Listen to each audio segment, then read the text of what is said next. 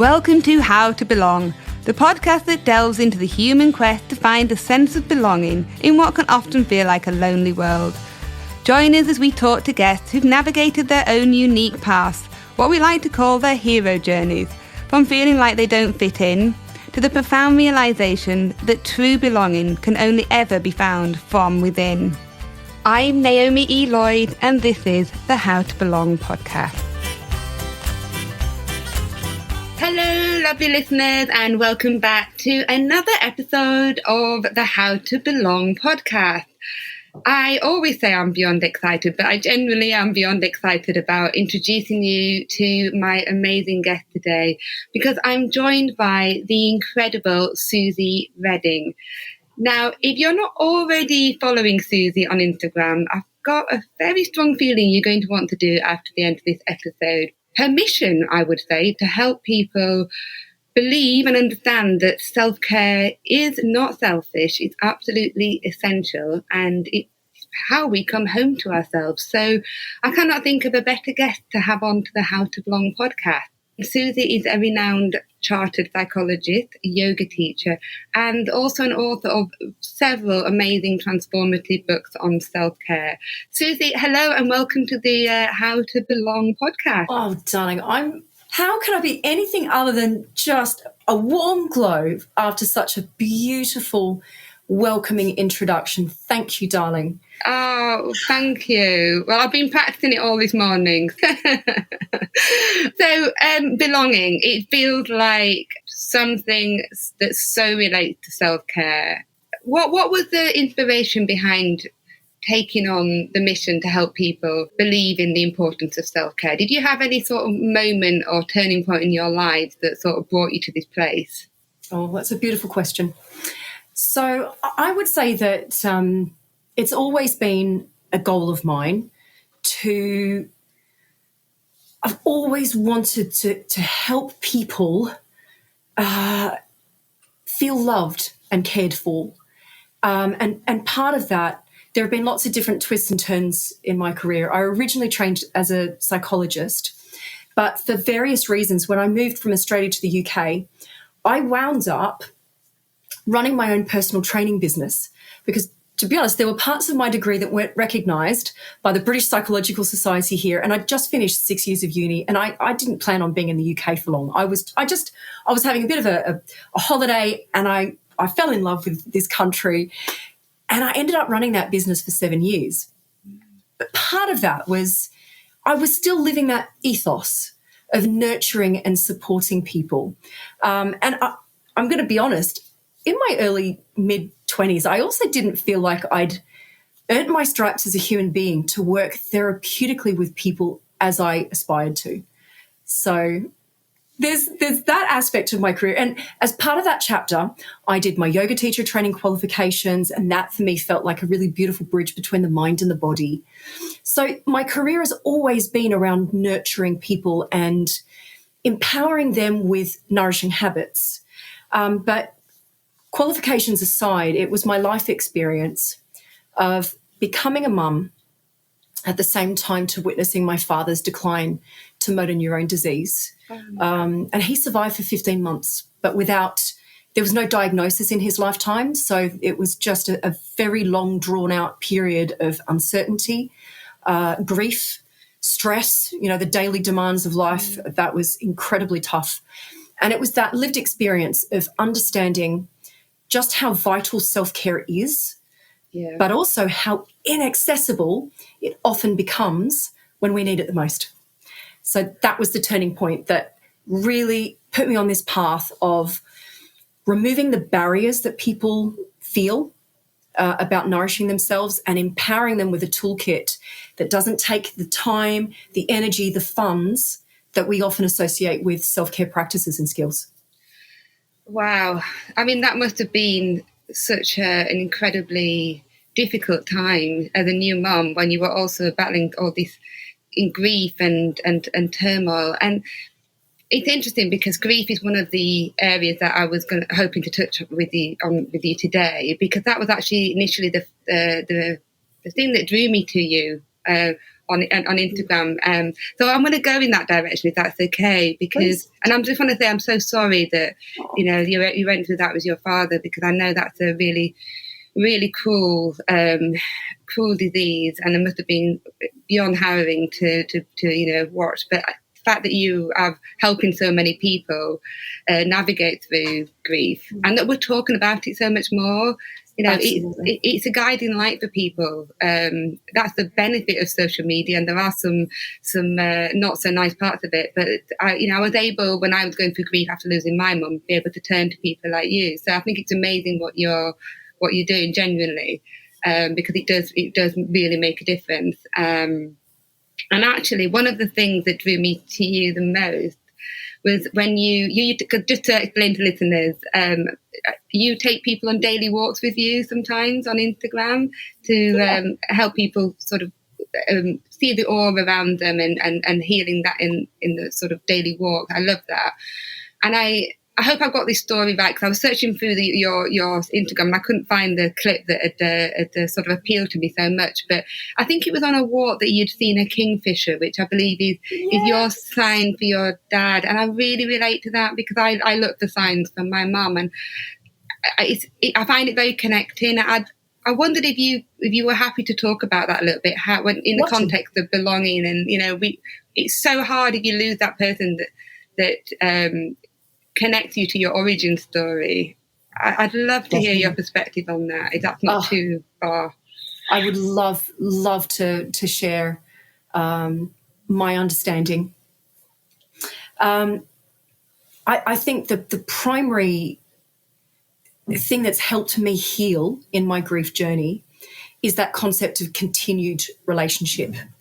And I literally couldn't get my head around Dad just not existing anymore, and that relationship not being present anymore. And it must be 14 years. No, not quite. Yeah, coming up to 14 years since his passing. I feel incredibly well connected with my father. And I've learnt in that, over that time, just how to plug into that sense of loving presence. And it was uncanny for me. I hadn't really come across the notion of being visited by loved ones that I now know is very common. But it happened for me on the day of my father's funeral.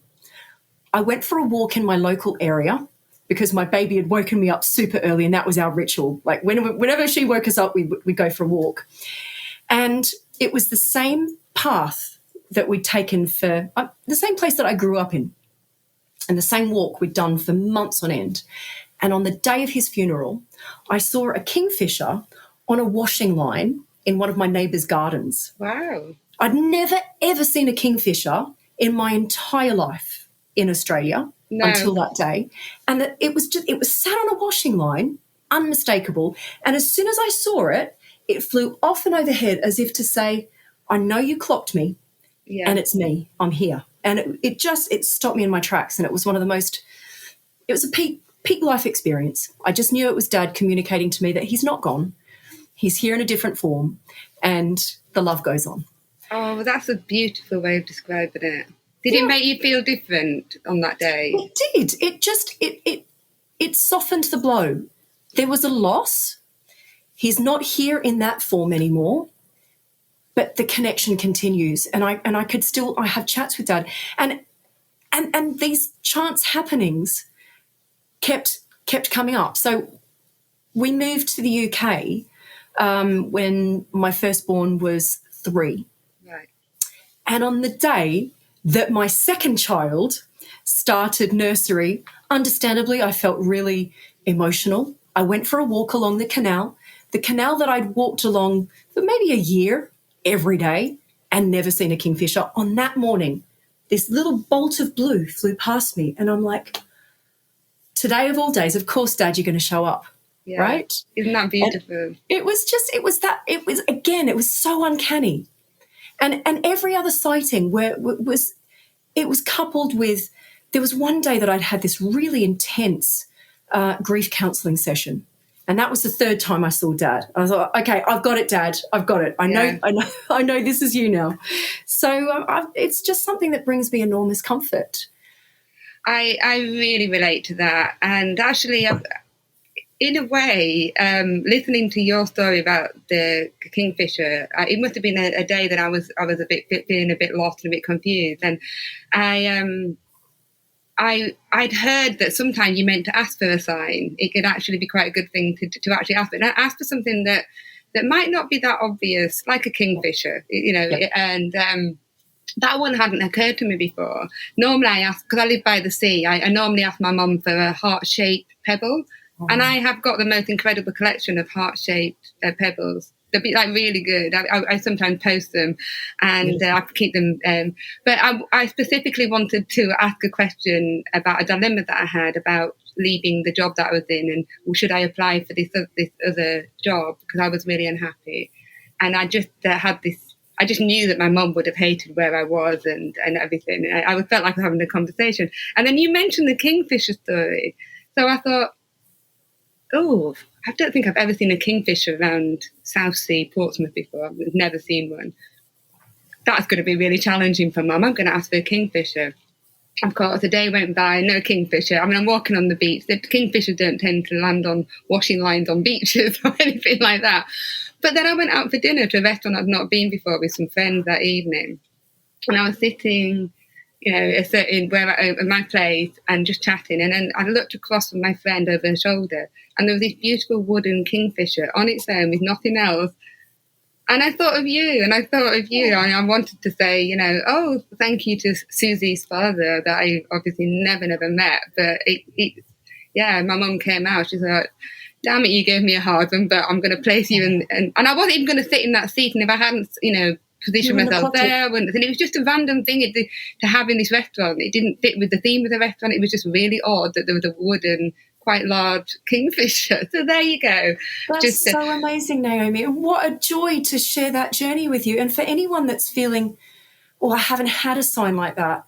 And maybe if there is something that signifies a visit, like I can remember, it can be painful when it feels like it's not happening. Yes. Yeah. That's a good thing to mention. There was one. It was Dad's birthday, and I went for a run along the canal with this express intention of wanting to connect with Dad. And I'm running further than I want to, because I'm like, he hasn't shown up yet. Like, what's going on? Have I done something wrong? Why isn't it not happening today? I relate to that, yeah. And I got to the end of my run, and there was no kingfisher.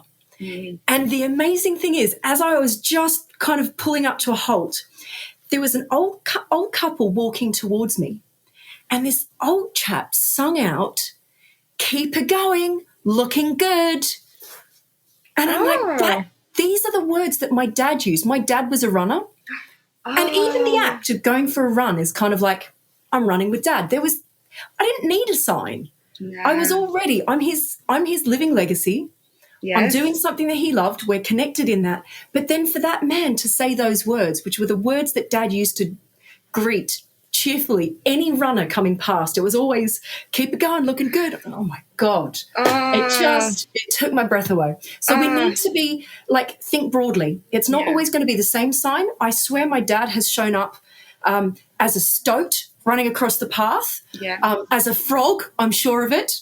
Let's remain open. Wherever you feel that connection, it's real. It's real. And I love what you just said there. It made me shiver a little bit, but in the nicest possible way. You said, "I'm his living legacy."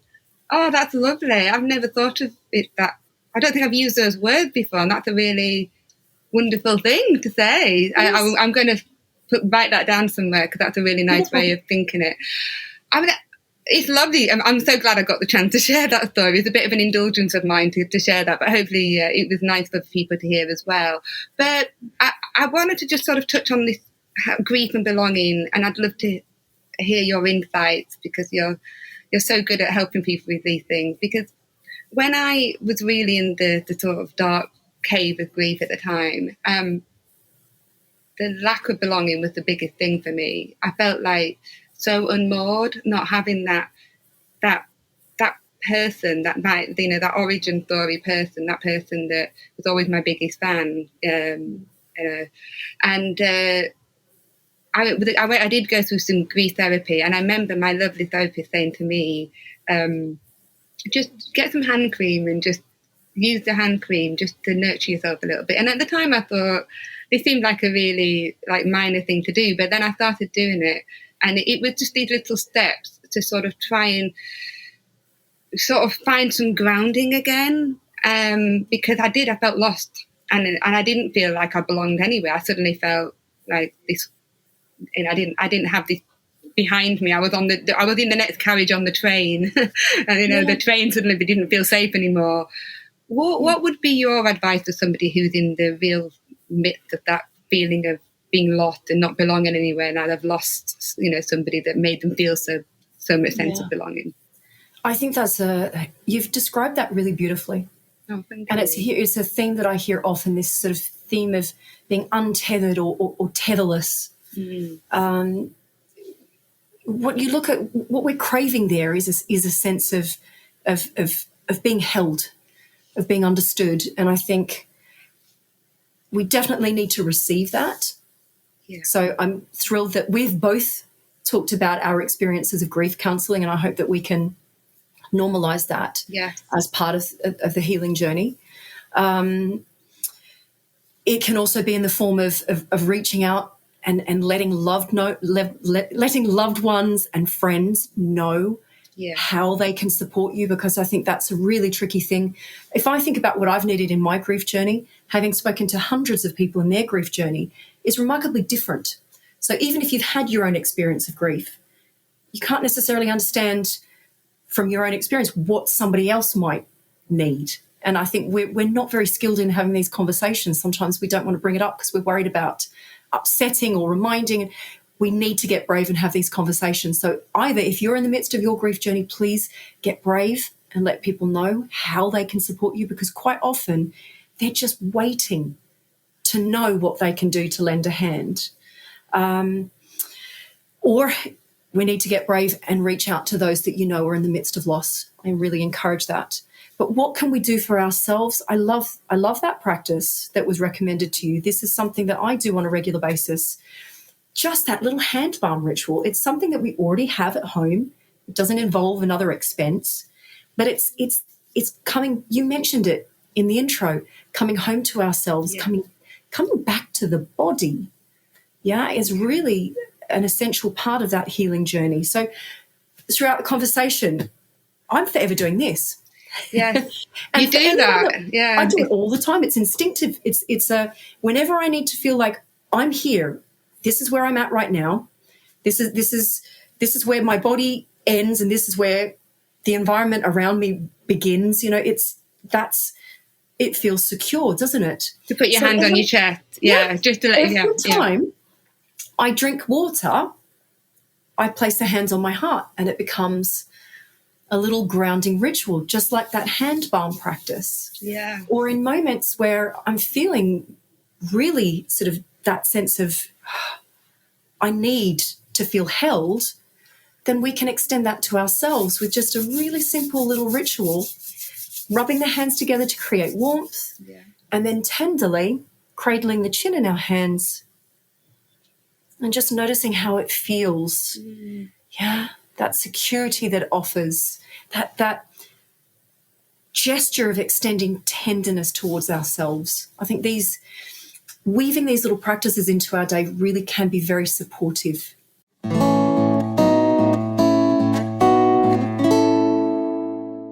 I remember going back to when I was in my therapy, when I was, in a lot of pain and letting the tears flow, the lovely lady that I would speak to, she would often I could tell when she was feeling my pain, and she would often put a hand on her chest, almost as in to show. I felt it was a way of showing that she could feel that pain, and she was kind of offering me some sense of comfort as well. It was quite motherly in a way, but it was lovely. And I really got a lot from it. And so I'm very open about it. I absolutely never refrain from telling people that, yes, I did reach out for that therapy, and I'm absolutely glad that I did. It helped me get through an awful lot. So, and as did grief podcast as well. So, which is another reason why I wanted to do this. And the belonging thing for me was because I struggled in some of my relationships after my mum died as well. In sort of some friendship things became a bit fractured, and so that it just felt like a lot of things were, my environment was all changing around me. And I now realise that's actually quite common. And it was the word belong was something I've never not felt this sense of not belonging before. Not that, and suddenly it felt like everything had been taken away. So I really had to come home to myself. Yes. Have you seen that? Have you found that with people? I have. And I'm so glad you've put that into words, because you've done that really insightfully. I think quite often when we lose a family member, it can change dynamics, and it can almost feel like it's like shifting sands, isn't it? And sometimes there's not just that one loss. There's a loss. It can fracture other relationships. And when we're hurting, sometimes we behave in ways that can cause pain for others. And that can be really hard to navigate. And if you're moving through grief and perhaps friends don't have a similar experience and they do a bit of a disappearing act, there's like wound upon wound. It is, And it can be such a painful time. So you can see how there's perhaps a lot of different sources of belonging can be ruptured or temporarily disrupted from that experience of loss. Oh, it's exactly how I experienced it. And I think this is, again, where social media and having this more interconnected world is very valuable, because it was two lovely girls that you probably heard the Good Morning podcast, and they're Australian, or they're in Australia, and I daily on the beach, I would look at my heart-shaped pebbles and I would listen to those amazing girls. I've been very successful in podcast, which I'm so pleased about. It's very helpful. But thank you for that. That was. I'm really glad we could touch on that. There's another area I really wanted to talk to you about, and that's where you can tell you've got this wonderful Australian accent, and you mentioned that 18 years ago you would have come over or to the UK. Would it be more than that now? 2002. I can't do the maths. It's a long time ago. Yeah, it's a long time ago. Yeah. Okay. That's about the time that I moved from Yorkshire down to the south. So, yeah, similar time. Now, moving from the north to south of England is not as big as moving from Australia to England, the UK. But there are some similarities in terms of it's not where you originally come from. And I'm sure, actually the north and south are quite different in the UK. We have different accents. We have quite different ways of being sometimes.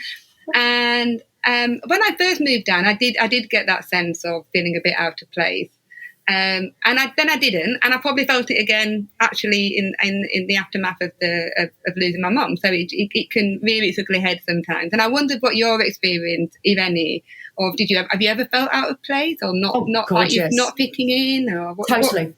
Totally. And actually, the funny thing is, so I moved originally in 2003, I think 2002, can't remember. But I've had another chapter back home.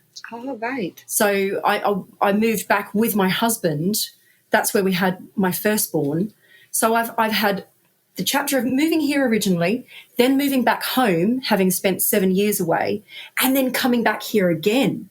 So I think sometimes it was obviously challenging starting again. Yes. And feeling like I haven't got my people around me. But actually what was also really difficult was moving back home and feeling like I don't quite fit in at home anymore. Because things have changed and I've been away for a long time and I've changed. And then I've had that experience of moving back to the UK a third time. And what was different there was that when I lived here originally, I didn't have children. I moved back with a child, pregnant with another, and in the aftermath of just so much, I guess, internal change. I felt like my identity had changed massively between those two UK chapters. So absolutely, I've certainly had that experience of just wondering, how do I fit in? How can I put down roots? What makes a place feel like home? And belonging is very much part of that. Yeah, and there's two parts, aren't there? Because there's how do I fit in so that I find a way that I belong here, or I feel like I belong because it is fitting in. When, as Bernie Brown always says, fitting in is actually the opposite of belonging. And I love that, because if you're trying to fit in, you're potentially betraying yourself. But if you belong to yourself, ideally, easier said than done, you can belong anywhere, as long as you have that confidence to hold it. And that's what I keep reading over and over again, to sort of give. I wonder what do you think about that? I love that. I love that. We need to know ourselves. And I think what was possibly easier the third time around, having done so much moving, the third time around is I knew myself. And I know what's important to me. And I knew all of these other skills of, sometimes when in the absence of those deep, very meaningful relationships, I looked for just little moments of shared humanity. Yes. So it was, going for a walk, and if you bump into the same person, you get accustomed to greeting them. And sometimes I greet complete strangers who I've never seen before, because that's just who I am, right? So these little moments of connection can be incredibly sustaining in the absence of something that's a little bit more deep and meaningful. But you build on those, and you soon get to know who your kindred spirits are, who are the people who have similar ethos, look out through similar eyes. Yeah. Do you know what I mean? Absolutely. And you mentioned, you were a mother, a new mother, and then,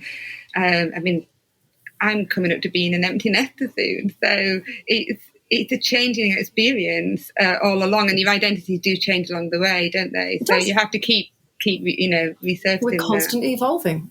Yeah, absolutely. And I guess this is where your passion for helping people to embrace self-care comes into all of this, because I love what you say about self-care. It's not selfish, it's essential. Could you give us a bit more information about that? Because I know it's something you talk about a lot.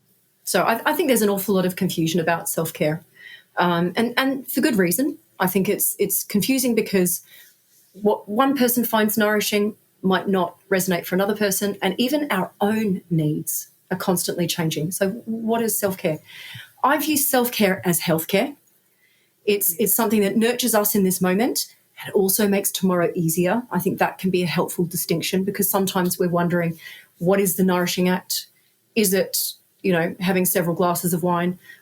If that doesn't impact your sleep, if well, that could be. But for me, that wouldn't be self-care, because it really would make tomorrow harder. So I think that can be a useful definition. But in terms of belonging, in terms of grief journey, in terms of our relationship with ourselves, I see self-care as these are nourishing practices that will just sustain us through everyday life. They have also a protective buffer against the next curveball that's going to come, and that curveball is not always something negative like illness or injury or conflict. Sometimes that curveball is going to be having a child, moving house, getting a promotion. All of these things incur an energetic tax, whether it's something desirable or unwanted. It's still, we need to be resourced to cope with that. But I'd also say that it's self-care is one aspect of our healing journey in the aftermath of these challenging life experiences, or just feeling big emotions. So I hope that sort of clarifies a little what self-care can be. Oh, it does, and I love it when you talk about, you said energy tax, and I've even heard you refer to it as when you get to the point of energy bankruptcy. Oh yes, energetic bankruptcy. Nothing left in the tank. Yeah. Yep. Tell me a bit more about that. I'd love to hear a bit more about your view. That's where this whole toolkit came from. So when I had a 4-month-old baby who didn't sleep for more than a couple of hours at a time. I had dad in one hospital, and I even had my mum in another hospital at one point. It was just, I literally felt like I'd put my finger in a plug socket, and I felt like my nervous system was fried. Mm-hmm. And the best description I can give of that is energetic bankruptcy. Mm. It wasn't a matter of give me another week to deliver what's required of me. It was just stop the word, I want to get off. I guess other people would describe that as burnout. Yes. So self-care is how we can heal from that. It's how we can do our best to avoid that happening. But I'd say that, there are some life experiences where it doesn't matter how well-resourced you are, you're still going to get knocked for six. You're still going to wind up in that state because sometimes life asks more of us than one human can possibly navigate without falling into a heap. Yeah, and it's okay to fall into a heap. Yes, that's good to talk about that, because it is. We're meant to be resilient all the time, and we're meant to sort of be able to just keep running and be, particularly as a mother, as a you just described, you're dealing with potentially parents that are ill and children at the same time. Something's got to give, and you might even be experiencing perimenopause or menopause or something like that on top. So, yes. How can you be resilient? We're human. Yes. This is the thing. I think our perception of resilience has become, I'm going to say it, I think, toxic. Yeah, because if you ask, the sort of image that comes to mind when we say the word resilience, it sort of conjures this image of a superhero. Think of that superhero stance. This broad chest that is just impenetrable. With stress and loss and worry and concern just pinging from the chest, like cape billowing behind us. That's not resilience. Yeah. Resilience just means that we get back up again. And the image that I want to plant of resilience could be curled up in bed in a little ball, having a massive cry. Yes. And then reaching out to a loved one for comfort, and then re-entering their day with an altered pace and tempered expectations of self. That's a more accurate description of resilience. It's true. I remember a friend of mine literally taking me for a walk, and I will say it in that way. She took me for a walk because I needed to just get outside and be with somebody, and I was doing all that self-guilt thing of I've just watched a load of trash TV. I just can't seem to get any motivation, and it's like I've zoned out because it's all too painful. And she just sort of gave me that permission and said, is the world going to end if you just do another week of that or so? If that's what you need to do, just do it. Binge watch Virgin River, which is something I quite like doing. One of those, really comforting small town romances or something like that, And sometimes the kindness of another person just saying, absolutely give yourself permission to put those pajamas on and watch TV or curl in the ball. Yeah, it's wonderful. Do what you need to do. And I would say that, that falling apart might just be that essential step in that glorious reorganization of self. We've talked about that change of identity and holding on to this concept of resilience as, no, I'm going to hold it together. That can derail that process.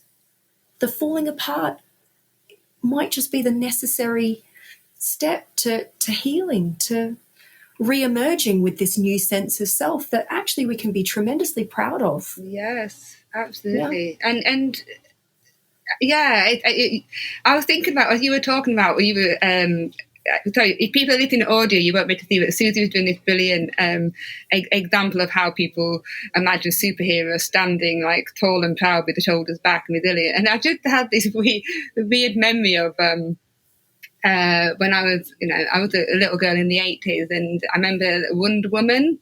The Wonder Woman theory's been out, and I got given this when I was about 6 or 7. I got given this little Wonder Woman. I loved Wonder Woman. I thought she was amazing. And but little boys as well. You have to be superheroes, don't you? And and there's nothing wrong with that. I love fantasy. I love sci-fi and all that. But yeah, that's the sort of superpower cloak that you start off with, and probably constantly trying to keep up with for the rest of your life. But we need to the hand cream rituals and the walks are definitely more sensible. Oh, so this is such a great conversation. Thank you so much. You've written an amazing book. Now, we're recording this in very cold, blustery, windy day in January. I'm all tucked up inside, and I'm sure you are too. But your book, is it Wintering? It's called Self-Care for Winter. Self-Care for Wintering. Self-Care for Winter. Yeah. I've actually ordered it, but I also love your book, Little Book of Self-Care. And I'm going to put that in the show note. But again, you're teaching people or helping and guiding people to that even in the dark, gloomy months, that it's okay to be cozy and to take some time and to rest and to find those self-comforts. Is that have I summarised that? You have beautifully. I really wanted to validate why it's so tough in winter. So I wanted to take a look at what does science show us about the impact of cold temperatures and lack of daylight on how we function. And so the mantra there is I want people to really take this to heart. It's not you, it's winter. It's not some personal deficit. Let's be gentle with ourselves. But bigger than that, I also wanted to open people's eyes to the joys unique to this season as well. So there's validation piece, but there's also a toolkit of things that we can tap into for some unexpected joy from winter. And that is all around let's hibernate, but let's do it in a life-giving way because it's a little bit different to the brown bear. We can't just go to sleep for 3 months. Yeah. So there are a couple of just key points. It's, yes, hibernate, but don't stagnate. We've got to keep moving. We need to get out. And if you don't want to get out, I understand. Please lie down on the floor and do some stretches. That counts. Yeah. And retreat, but don't isolate yourself. We've got to stay connected for our mental health. And comfort yourself, but do it in a way that doesn't sabotage yourself. So comfort doesn't always have to be in the form of what we eat and drink. And there are obviously more life-giving choices that we can make there, but it also comes in the form of using light inside, using colour, scent that we love, but also those beautiful gestures of touch that we've already talked about. Yes. Yeah. Yeah, and you do show that really beautifully on your Instagram videos. So yeah, I know I'm talking about it a lot, but it's just so lovely and it's so helpful. So thank you again for taking the time. If possible, I'd just love to ask you one final question that I like to ask my guests is, it is a big one. What does belonging mean to you, Suzy? I love this question. I think for me, it's that beautiful sense of shared humanity that comes from common values and a feeling of mutual care. Oh, I love that. A gorgeous answer. Oh, well, what a way to end the episode. And thank you again, Suzy. I'm sure you've got a busy weekend ahead, but I hope you are resting as well. And I will put all the information on the show notes. And thank you for sharing all your insights. I feel warm and lovely and ready to face another January cold day. Thank you for coming on How to Belong. Thank you, darling. Just this conversation has just helped me feel that beautiful sense of shared humanity. So thank you. I'm coming away from this with a lovely feeling of cup running over, not just full, cup running over. Thank you, Naomi. Oh, that's wonderful. Thank you.